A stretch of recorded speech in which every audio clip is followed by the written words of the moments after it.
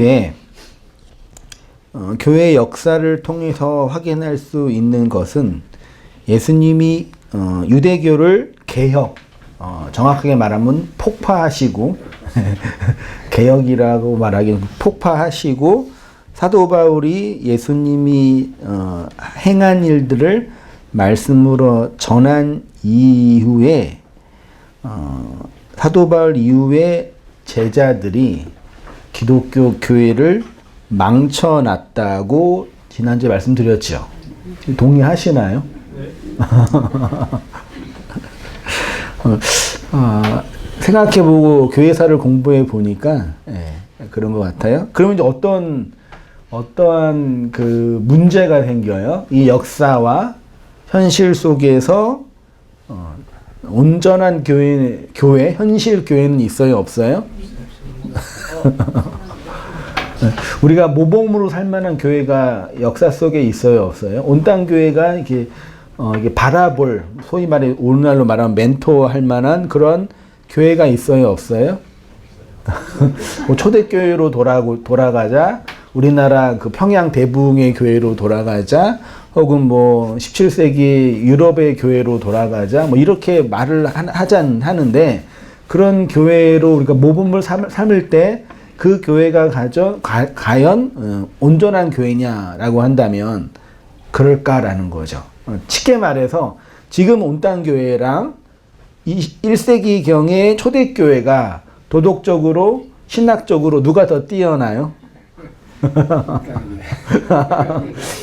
역사 속에서 가장 순수한 교회가 있다고 쳐요. 가정을 해볼게요. 언제 교회인지는 모르겠지만 그런 교회가 있는데, 그 교회랑 지금 우리 이 현실 온땅교회랑 비교할 때 신학적으로든 도덕적으로든 성도의 영적인 수준이든 목회자의 리더십이든 등등 비교할 때 두 교회를 비교할 때 어느 교회가 더 온전하고 더 좋은 교회라고 평가할 수 있어요, 없어요? 이 썰렁함, 예. 슬픈 얘기지만 그런 교회는 세상에 없다. 제일 세상에 바보 같은 사람이 교회에 와서 사람들의 죄 때문에 상처를 받았다. 이런 거나, 내가 신뢰했던 어떤 사람들 때문에, 교회가 어떻게, 그럴 수 있냐. 장로님이 어떻게 그러냐. 목사가 어떻게 그러냐. 어떻게 세상에 비난받을 일들을 교회에서 해서 하나님의 이름을 뭐 욕되게 하느냐, 이런 식의 말을 하는 사람들이 있잖아요. 그 얘기는 교회가 윤리적으로, 도덕적으로, 사회 규범적으로 잘못한 것에 대한 정당한 면죄부를 하기 위한 말이 아니라, 원래 교회는 어떤 사람들이 모이는 곳이에요?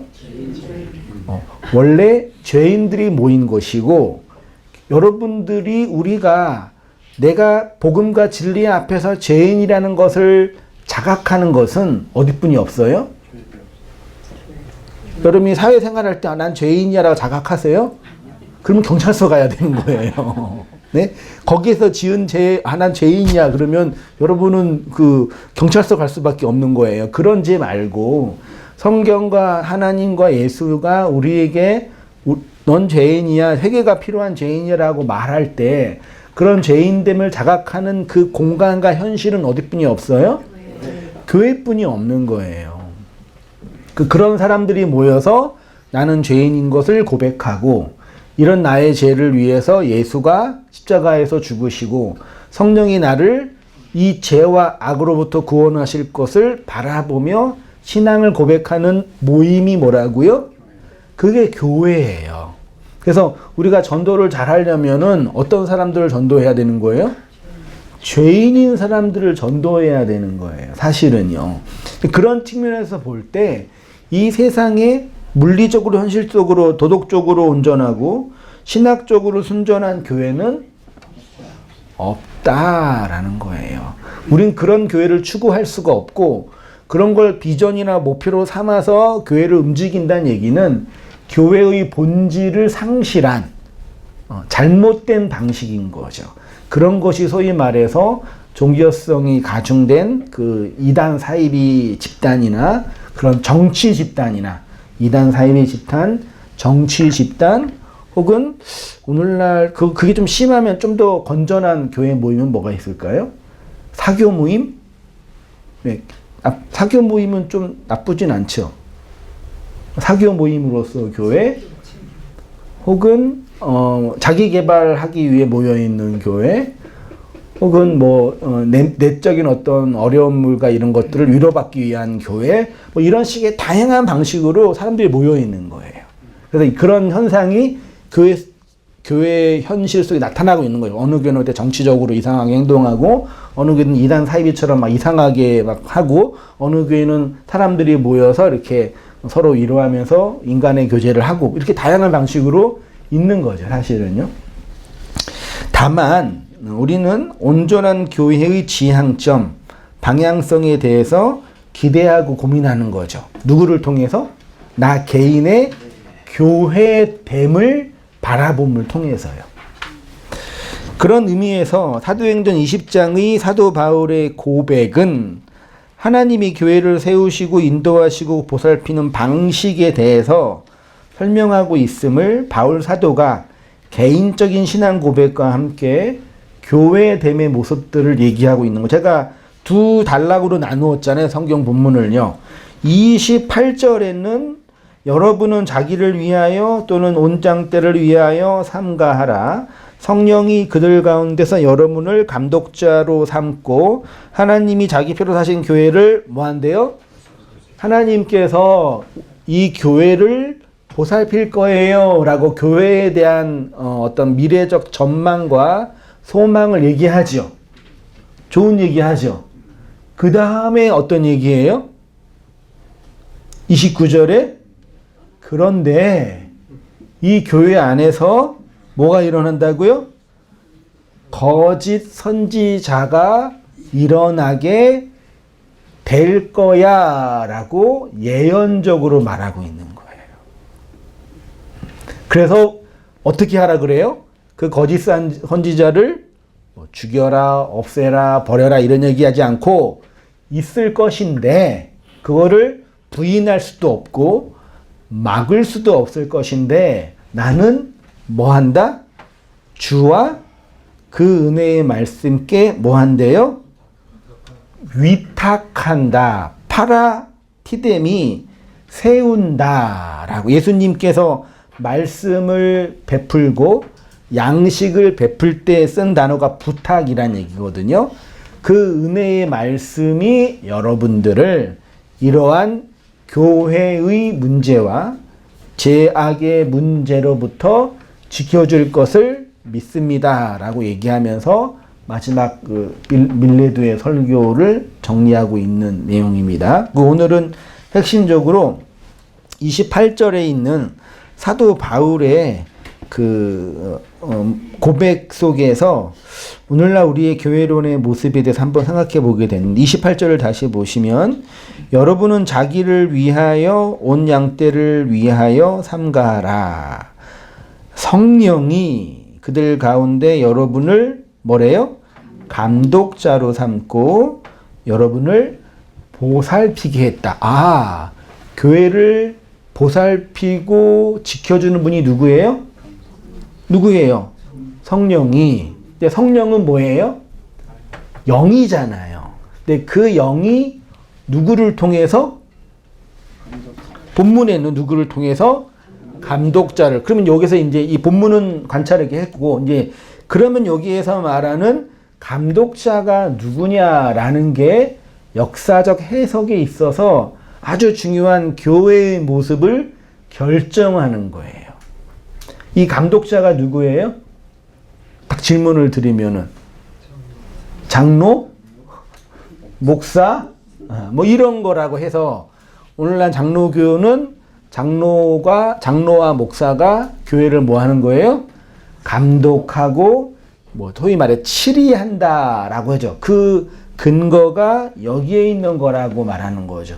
아닌데요, 목사님. 그거는 개신교 장로에만 그러고요. 감리교회를 가면은 누가 감독을 해요? 거의 또 감독이라 그러죠. 네. 근데 그 감독이 장로교에서 말하는 뭐와 비슷해요? 장로와 비슷하죠? 아닌데요, 목사님. 카톨릭을 가면은 교황이랑 추기경이 있던데요? 이렇게 말하기도 하죠. 아닌데요?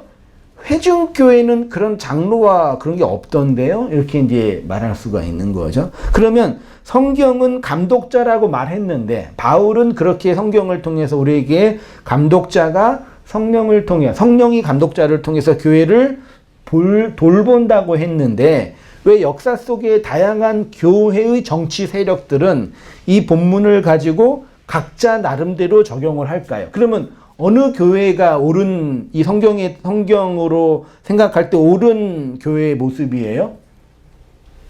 장로교회예요? 감리교회예요? 가톨릭이에요? 장로교회에 있는 사람은 장로교가 좋다고, 감리교회에 있는 사람은 로마 가톨릭은 가톨릭 좋다 그러죠. 그게 이제 무슨 문제라고요? 해석의 문제라고 하는 거예요. 네. 여러 개가 있으면 나는 맞아요, 틀린 거예요? 장로교회가 맞아요, 틀려요? 이 본문에 비추어서 볼 때? 맞아요?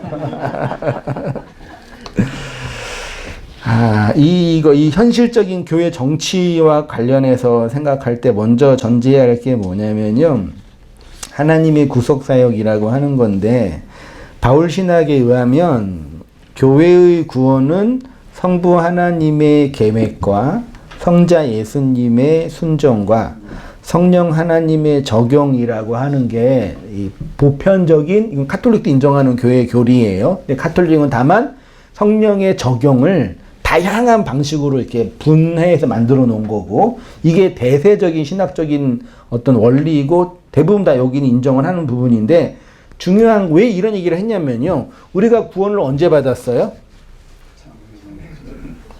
우리 창세전에 받았다는 얘기는 이제 뜬구름 잡는 얘기고, 네, 그렇죠? 네. 우리가 언제 구원받았어요? 어디서 구원받는 거예요?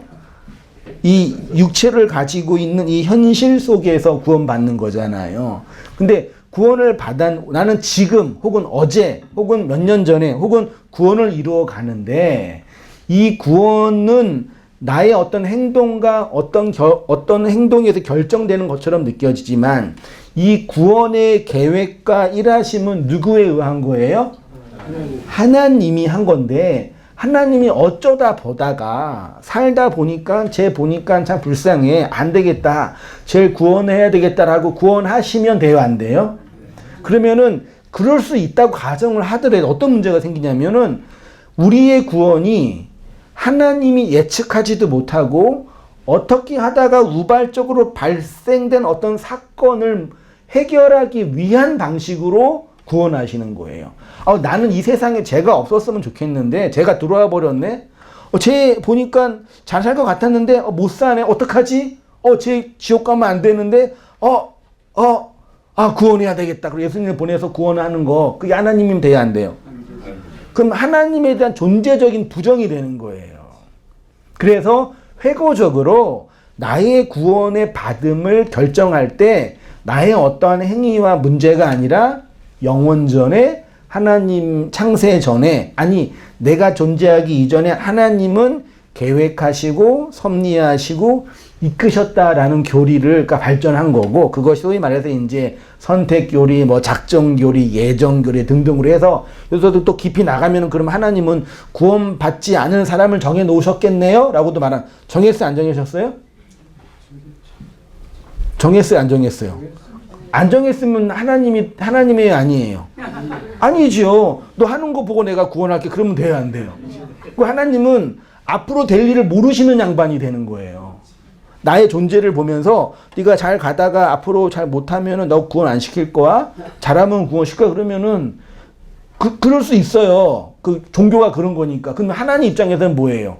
나라는 존재의 그 결정을 앞으로 어떻게 될지를 알아야 몰라요? 그럼 그게 무슨 신이냐 이 얘기죠. 이해되시죠? 대부분 우리는 그런 존재를 신이라고 생각하고 있는 게 오늘날 이 보편 종교의 신학적인 문제인 거예요, 사실은요. 그런 측면에서 하나님이 계획하시고 하나님이 행하시고 하나님이 적용하신다. 그래서 구원의 적용에 있어서 중요한 하나님의 사역을 누가 한다고요? 성령. 성령 할 때 그 성은 형용사예요.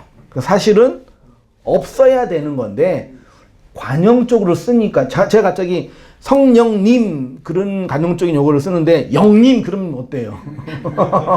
이상하잖아요.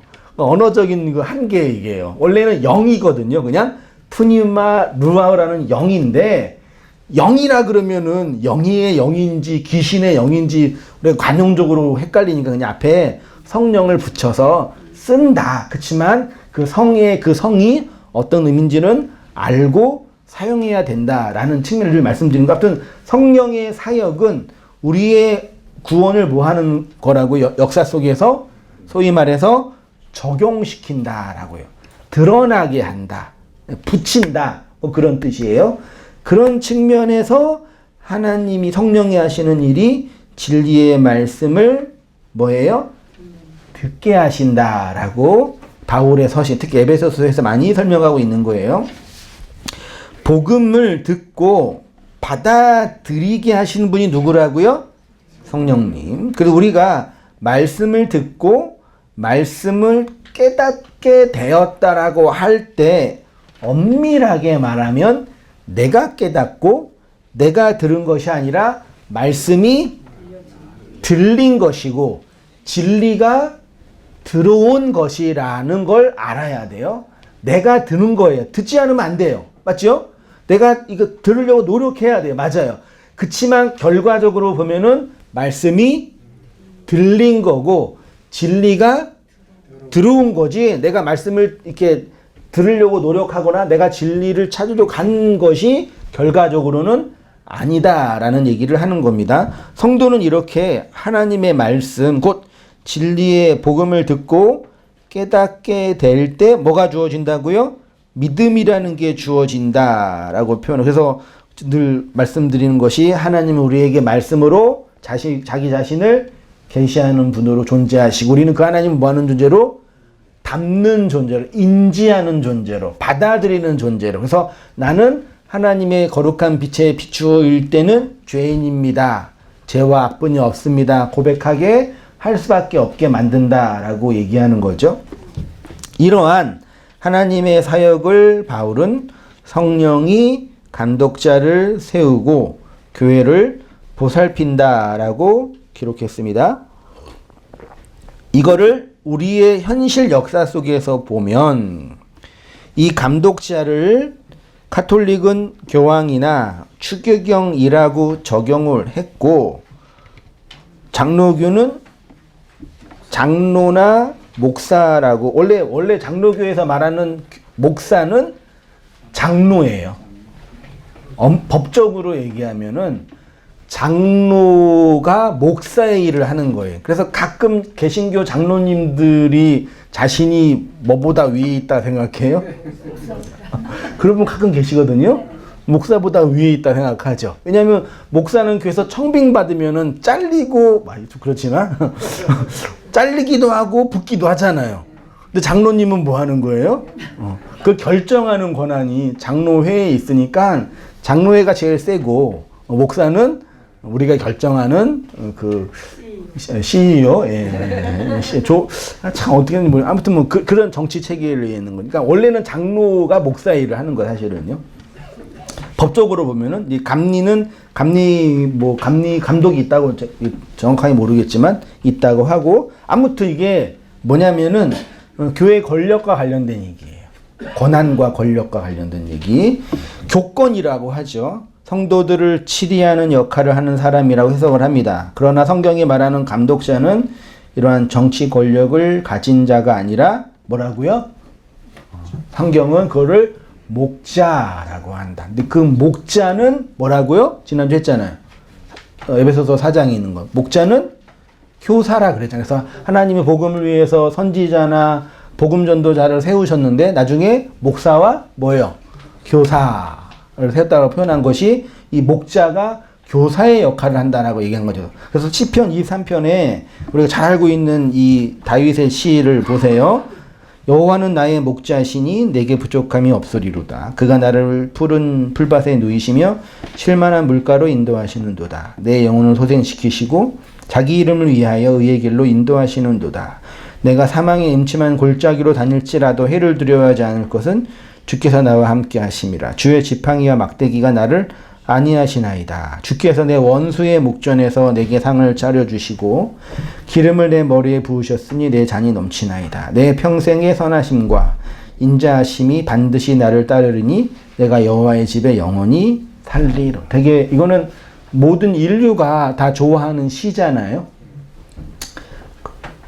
많이 읽혀지고 고백되어지고 있는 시인데 오히려 그래서 많이 오해되고 있는 내용이기도 해서 차근차근 한 절씩 강론하는 부분이 필요한데, 이 본문은 다윗이 쓴 시예요. 그럼 언제 썼을까요? 젊었을 때, 중년이 돼서 죽기 직전에. 느낌상.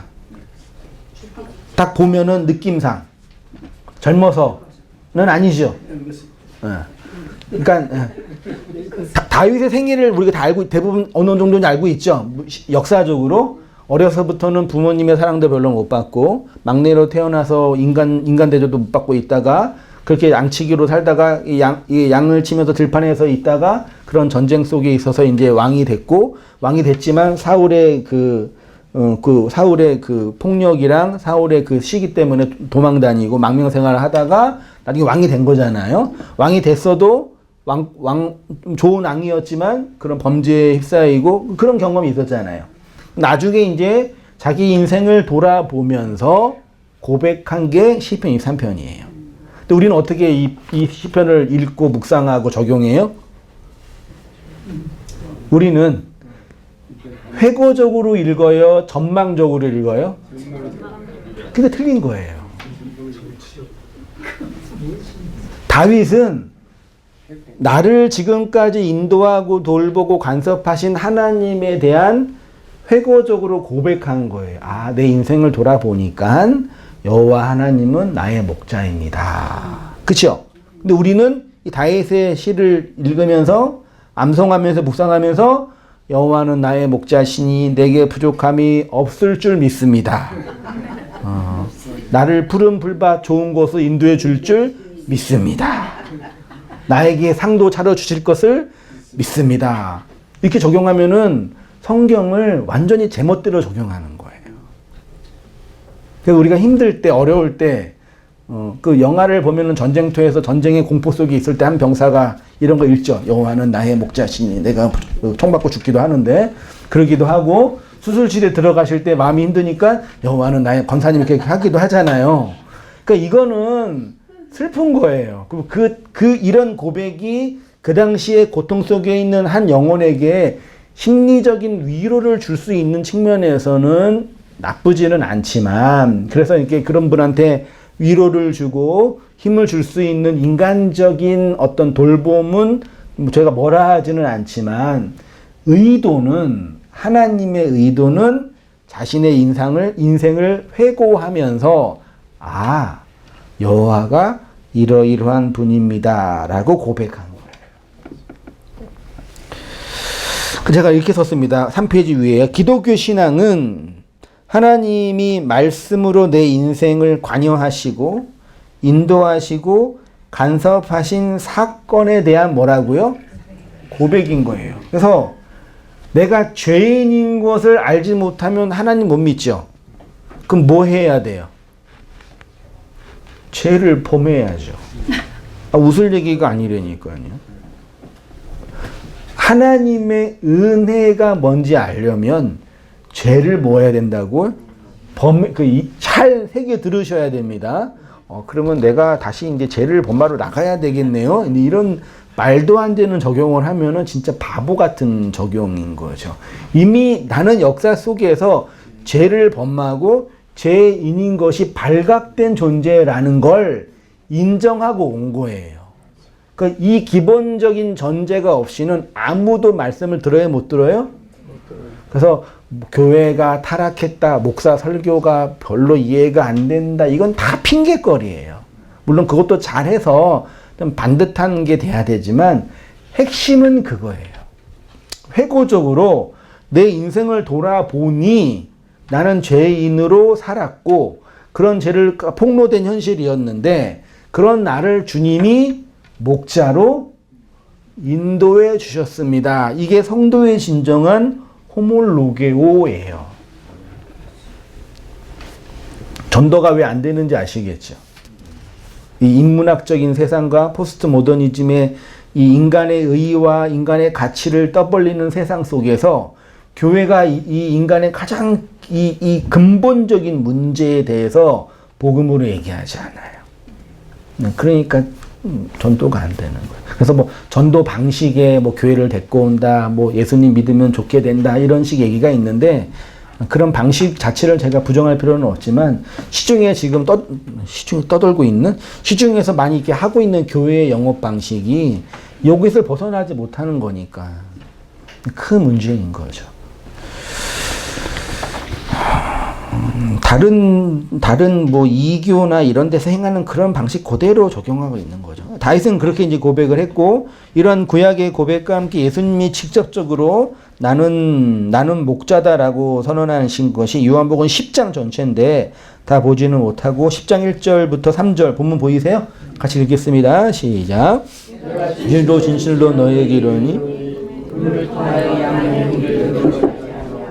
다른 데로 들어가는 자는 절도요 강도요 문으로 들어가는 이는 양의 목자라. 문지기는 그를 위하여 문을 열고 양은 그의 음성을 듣나니 그가 자기의 양의 이름을 각각 불러 인도하여 내느니라. 예수님이 뭐 선한 목자라서 이제 이런 걸 보면서 이제 예수님이 그 양떼 들고 이렇게 목가적인 그렇게 인도하는 걸 얘기하는데 이거는 뭘 지금 예수님이 의도한 건지 아시죠? 여기에서 양은 누구예요? 우리가 아니라 그 당시 유대교 안에 있는 유대교 성도들이에요. 유대교도들이에요. 유대인들이에요. 그들이 어디에 있어요? 울타리에 있죠. 어느 울타리에 있어요? 유대교라는 울타리에 있었어요. 목자가 와가지고 유대교 안에 있는 울타리에 있는 양들한테 뭐 하는 거예요? 말하는 거예요. 소리를 내는 거예요. 여러분, 양한테 말한다고 양이 말 들어요? 아니, 말도 안 되는 얘기죠. 근데 목자가 말하면 문을 열면, 문지기가 문을 열면 양이 우리에서 뭐 한다고요? 나온다. 그 예수님은 무슨 일을 하시는 분이에요? 유대교에 갇혀 있었던 당시 사람들에게 말해서 그 유대교에서 뭐 하는 거예요? 나오게 하는 예수의 사역의 역할을 예표하는 거예요. 사실은요. 요거는 예수님 때 그랬고 동일하게 우리도 이 세상이라는 율법의 세상에서 율법의 틀 안에서 살고 있는 양떼들인 거죠. 말하자면 예수가 영이 돼서 우리에게 불러서 율법의 세상에서 뭐하게 하는 거예요?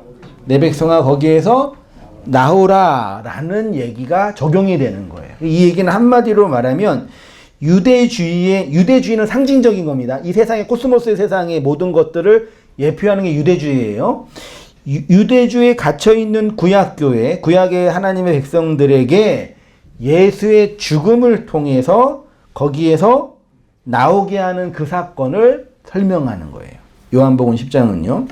여기서 중요한 단어가 열다 아노이고 음성 포네, 듣다 아쿠오, 부르다 포네오, 인도하다 엑사고죠. 많이 들어보셨죠? 열다는 아노이고 하늘이 열리는 거죠. 하늘이 열려야 이 땅이 열리죠. 그 하늘이 열렸다는 거는 예수님이 뭐 했다는 얘기예요? 죽었다는 얘기잖아요. 예수가 죽어야 문이 열린다. 뭐 그런 거죠. 그 열리면 뭐가 들려요? 소리가 들리잖아요. 예수님이 누구한테 세례 요한에게 세례를 받고 물속에서 죽었다가 나오니까 뭐라 그래요? 하늘이 열리며 성령이 비둘기처럼 위에 임한다. 하늘이 찢어진 거죠. 그 아노이거잖아요. 밑에서 예수는 뭐 한 거예요? 물속에서 죽었고 거기가 열려서 뭐가 내려온다고요?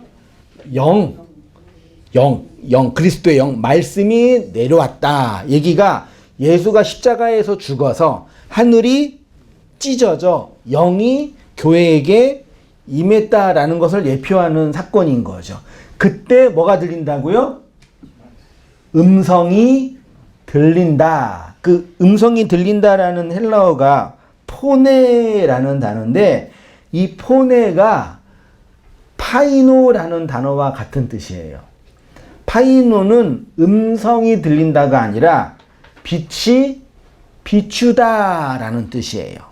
그러니까 히브리인들에게 있어서 소리가 들리는 거랑 눈으로 빛을 보는 거랑 뭐 하는 거예요?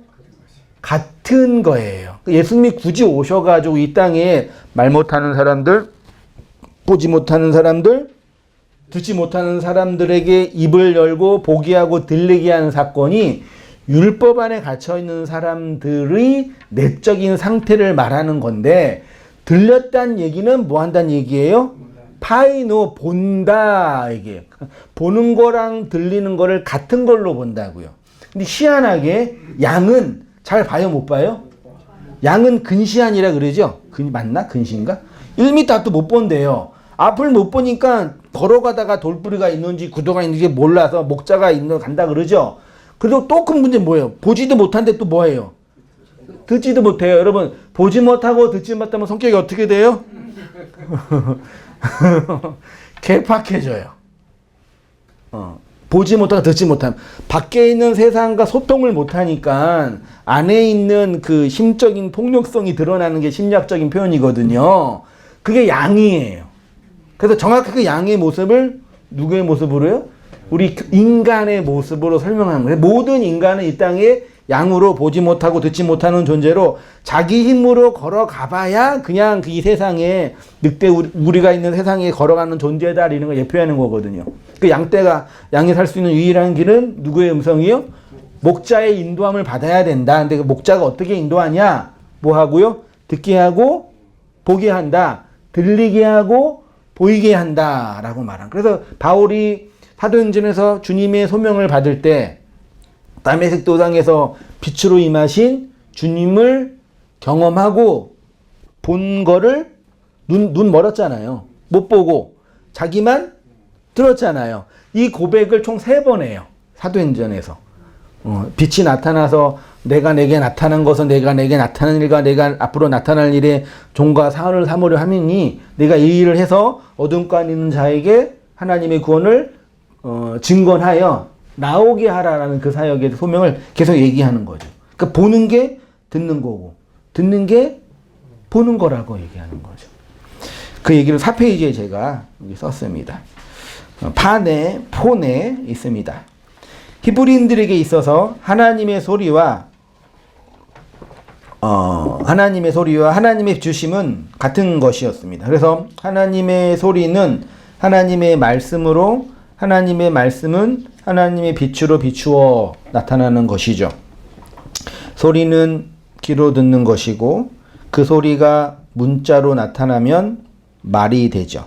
그 말을 마음으로 받아들이기 위해서는 빛이 비춰야 하는 거죠. 그래서 성경은 예수님이 하나님의 말씀으로 오셨고 그 말씀은 빛이 비추는 것으로 나타나죠.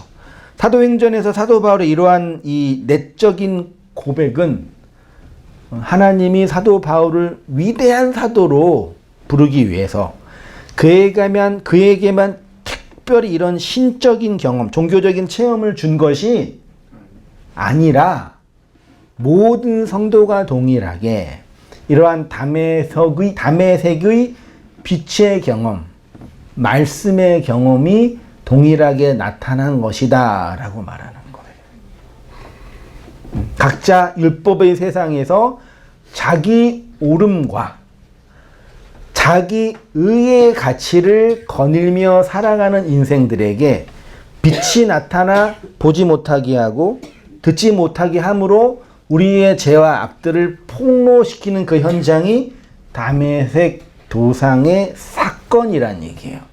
그런 자만 어떻게 해요?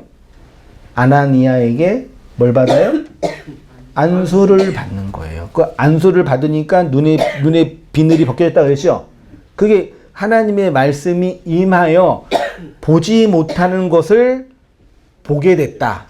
그걸 이제 말하자면 이전에 보지 못했던 다른 세상을 본 거다예요. 자연인에게 율법의 세상에서 율법의 본성을 따라 살아가는 보편 인생들이 보는 관점이 있죠. 보편 인생의 관점. 근데 성도에게는 그 보편의 관점과 다른 뭐가 보여요? 세상이 보이는 거예요. 다른 세상? 좋아요, 나빠요? 좋아요, 나빠요? 그게 막 황홀경에 있는 막 찬란하고 영광스러운 세상이면 좋겠지만 다른 세상이라 함은 뭐겠어요? 나의 죄와 악들의 현실을 보게 되는 거예요. 그거를 보는 사람들이라고요. 누가요? 성도가요. 그래서 자기가 죄인인 것이 날마다 폭로되는 거예요. 다른 세상의 진리의 입장에서. 이해되시나요? 기분 안 좋으세요? 되게 중요해요, 여러분. 이걸 몰라가지고 사람들이 기독교를 정말 오해하고 있는 거예요. 오해하고 있다고요. 그러니까 이게 지금 나의 이 외롭고 힘들고 불완전한 현실을 극복하게 해주는, 지난주에 말하는 덧입혀지는 은혜, 인간의 공로적 은혜로 적용해 버리니까 정말 봐야 할 그 은혜의 현실은 못 보고 은혜라고 포장된 인간의 가능성과 인간의 의로움을 보게 되는 거예요. 이게 모든 세상의 종교의 현장이라니까요. 그래서 나는 이 현실보다 더 뛰어난 그 무엇을 바라본다. 그래서 엄밀하게 천국이라는 개념도 전망적 기대잖아요. 제가 그거를 부정하거나 그거를 무시하는 게 아니라 그 전망적 기대를 나의 부족함을 덧입혀주는 다른 차원의 황홀경의 세상이라고 이해하면은 불교에서 말하는 극락이나 힌두교나 이슬람교에서 말하는 천국과 똑같은 천국이라고요. 여러분 천국 갔는데 불교도가 가는 천국, 이슬람교가 가는 천국에 있으면 여러분 어떻게 되는 거예요? 너 어떻게 천국 갔어? 나 열심히 이 세상에 수련을 하고 단련을 해서 천국에 왔어. 너 어떻게 왔어? 나 알라를 믿어서 왔어. 그러면 거기에서 동창회 하면 어떻게 되는 거예요, 여러분? 난 예수 믿고 왔는데 그러면 어떻게 되는 거예요? 그 예수가 그 예수인지는 말로만 예수지. 말로만 예수지. 어떻게 그게 그 예수냐고요. 그러니까 전반적 기대나 더 좋은 소망을 품고 살아가는 것을 천국이라고 착각하면 안 된다는 얘기예요. 이 현실, 코스모스의 세상에서는 다른 사람이 보지 못하는 나의 그 세상, 그 죄와 악들의 모습들로 말미암아 나로 하나님을 의존하고 죄인인 것이 폭로되는 그 현실을 보는 그 바라봄이 있어야 된다고요.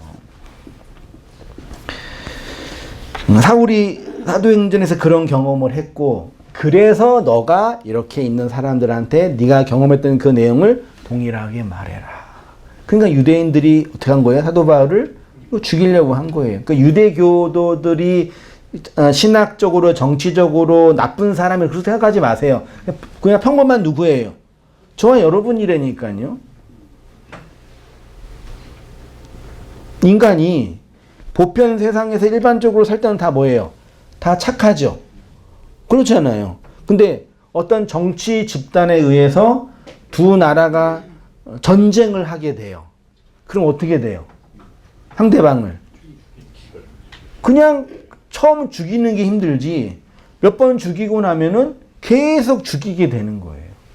인간 안에 있는 그 어두움의 모습들이 어떤 정치 집단과 세력에 의해서 드러나게 되면은 그런 인간의 모습이 드러나게 된다니까요. 그래서 말씀이 들리는 것이 빛으로 보는 것이다 라고 표현하는 것이요. 4페이지예요. 이렇게 하나님의 소리가 말로 빛으로 나타나 성도들의 삶을 장악하고 그들의 삶을 이끌어 간다는 것을 사도행전이 예표하고 설명하고 있습니다. 목자의 음성은 목자의 소리이고 그 소리는 목자의 말로 나타납니다. 그 말은 빛이라는 것이죠. 그러면 목자가 소리를 내어 말하고 양은 그의 소리를 듣고 목자의 인도하심을 따라간다는 건 뭐냐? 사도행전에서 사도들이 경험한 이러한 경험이 고스란히 성도의 인생과 역사 속에서 그리스도의 말로 나타나게 된다는 얘기인 거죠. 요한복음 10장 14절 나는 선한 목자라 나는 내 양을 알고 양도 나를 아는 것이 아버지께서 나를 아시고 내가 아버지를 아는 것 같으니 나는 양을 위하여 목숨을 버리노라. 요한복음 10장 14, 15절에서 중요한 단어가 뭐라고요? 알다예요. 알다가 헬라어로는 기노스코고 히브리어로는 야다라는 거 알고 계시죠? 이 알다라는 단어 아래 지적으로 이해하다, 깨닫게 되다, 친구가 되다와 함께 성적인 관계를 맺다라는 것도 있잖아요. 그게 알다의 의미라 그랬잖아요. 그 양이 목자의 음성을 듣는다는 것은 목자를 뭐 하는 거라고요? 아는 거예요. 그러면 하나님은 계시로 말씀하시고 나는 그 하나님의 계시를 인지하는 거. 그게 뭐라고요?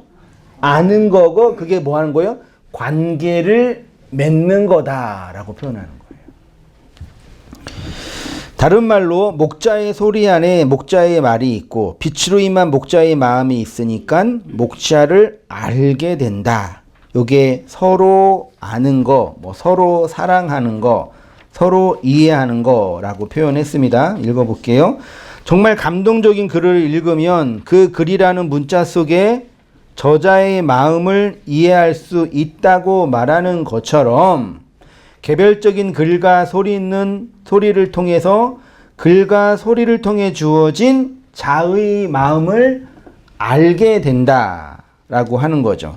하나님이 우리의 목자이고 예수 그리스도가 우리의 목자인 것을 통해서 말씀하시는 것을 이해하는 거죠. 그래서 양인 성도는 목자의 음성, 목자의 뭐요?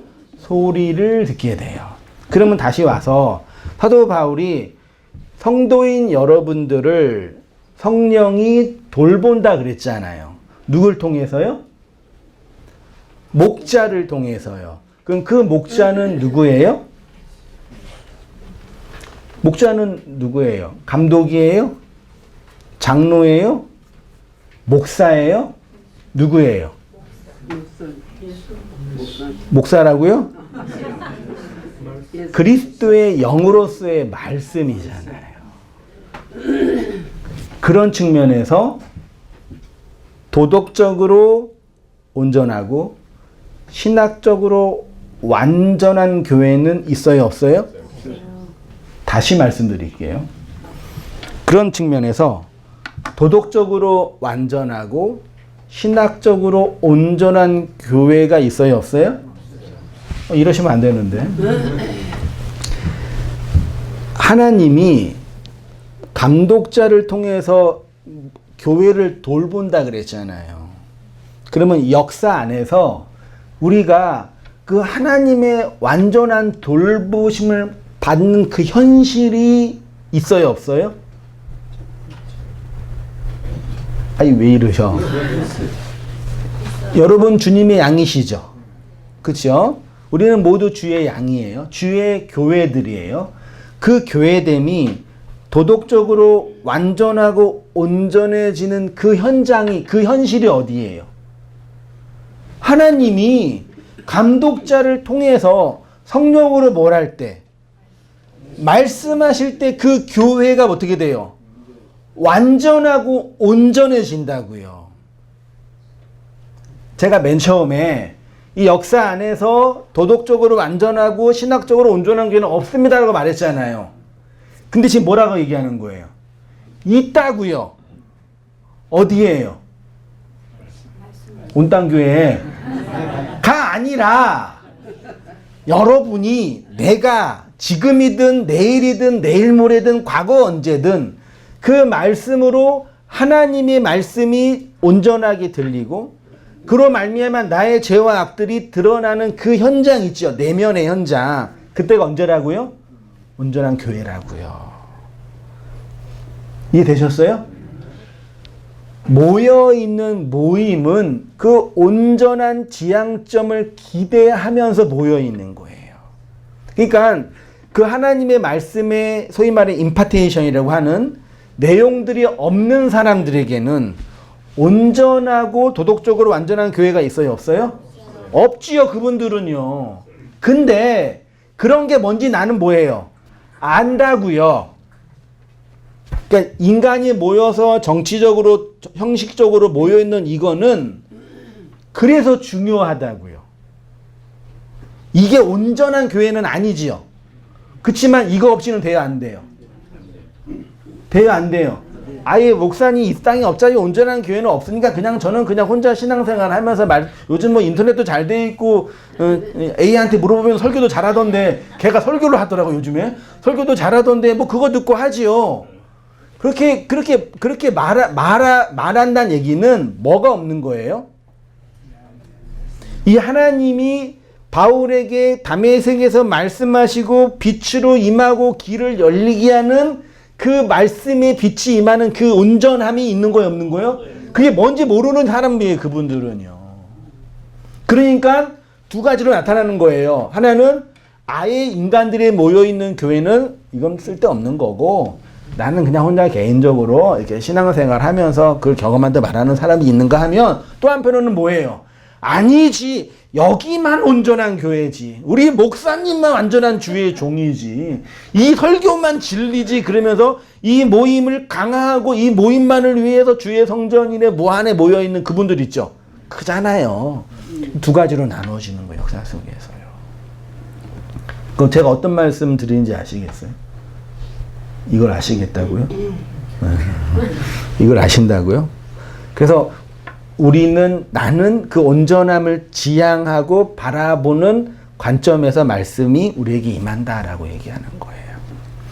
그때 성도가 거룩을 경험하고 하나님이 나를 인도하신 것에 대한 믿음의 고백을 하고 그로 말미암아 호몰로게오로 말미암아 다른 성도들을 그의 길로 다른 사람들을 이끄는 진정한 의미에서 전도자가 된다고 얘기하는 거예요.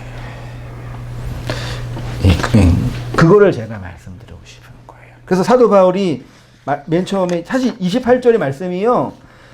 역사 속에 우리 현실 교회나 정치 현실에서 정말 오해되고 있는 얘기. 그러니까 역사적인 교회나 정치 현장을 보면은요, 이게 정말 다양하게 적용되고 있는 거예요. 그래서 여러 분파가 있는 거고, 그럴 수밖에 없는 건데, 그것을 통해서 그 인간의 불완전함과 현실의 연약함들을 통해서 하나님이 우리 각자 개인에게 임하시고 말씀하시는 그 현장이 주님이 우리를 말씀으로 돌보시는 진정한 목양의 현장이에요.